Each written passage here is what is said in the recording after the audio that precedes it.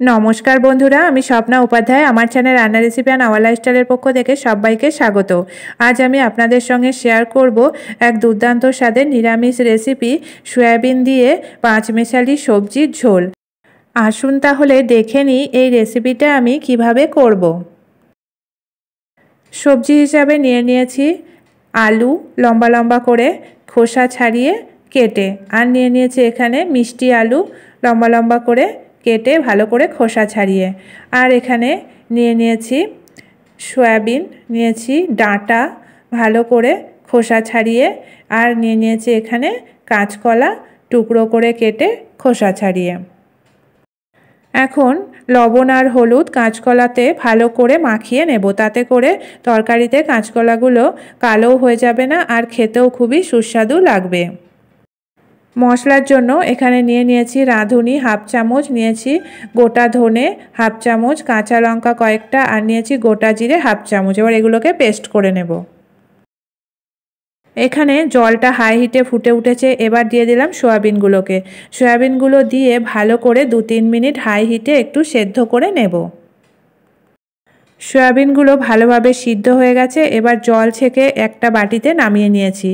এবার এখানে নর্মাল জল দিয়ে সয়াবিনগুলোকে এভাবে করে ভালো করে ধুয়ে চেপে চেপে জল বার করে নিতে হবে, তাতে করে সয়াবিনগুলো খেতে ভালো লাগবে। সয়াবিনের মধ্যে যে কাঁচা গন্ধ থাকবে সেটা এভাবে করে ধুয়ে নিলে চলে যায়। সমস্ত সয়াবিনগুলোকে ভালো করে ধুয়ে জল চেপে নিয়েছি। কড়াইয়ে তেল গরম হয়ে গেছে, এবার সয়াবিনগুলো দিয়ে দিচ্ছি, আর দিয়ে দিলাম হলুদ আর লবণ হলুদ দিয়ে সয়াবিনগুলোকে মিডিয়াম ফ্লেমে রেখে লাল লাল করে ভেজে নিতে হবে। সয়াবিনগুলো লাল লাল করে ভেজে নেওয়া হয়ে গেছে, এবার সয়াবিনগুলোকে নামিয়ে রেখে দেব। দিয়ে দিলাম গোটা জিরে, শুকনো লঙ্কা, তেজপাতা, আর দিলাম কালো জিরে। সর্ষের তেলের মধ্যে দিয়ে এটাকে কয়েক সেকেন্ড ভেজে নিয়েছি। এবার দিয়ে দিলাম এর মধ্যে কাঁচকলাগুলো দিয়ে ভালো করে একটু ভেজে নেব। কাঁচকলাগুলোকে 2 মিনিট ভেজে নিয়েছি। এবার সব সবজিগুলো একে একে দিয়ে দেব। সব সবজিগুলো দিয়ে ভালো করে মিশিয়ে আবারও একটু হালকা করে ভেজে নিতে হবে। দিয়ে দিলাম হলুদ, আর দিয়ে দেব লবণ হলুদ দিয়ে ভালো করে সবজির মধ্যে মিশিয়ে এটাকে ভেজে নেব। সমস্ত সবজিগুলো ভেজে নিয়েছি। এবার দিয়ে দিলাম পেস্ট করে রাখা মশলা, আর দিয়ে দিলাম সামান্য পরিমাণে জল, যাতে করে কষানোর সময় সবজিগুলো পুড়ে না যায়। ভালো করে মিশিয়ে আবারও খানিকক্ষণ কষিয়ে নেব। 2-3 মিনিট সবজিগুলো মশলার সাথে কষিয়ে নিয়েছি। এবার এর মধ্যে দিয়ে দিলাম ভেজে রাখা সয়াবিনগুলো দিয়েও আবারও 1-2 মিনিট কষিয়ে নেব মশলার সাথে। সয়াবিন আর সবজি ভালো করে মশলার সাথে কষিয়ে নিয়েছি। এবার দিয়ে দিলাম চেরা কাঁচা লঙ্কা, আর দিয়ে দিলাম পরিমাণ মতো জল দিয়ে ভালো করে মিশিয়ে একটা ঢাকা দিয়ে এটাকে বেশ খানিকক্ষণ রান্না করে নিতে হবে।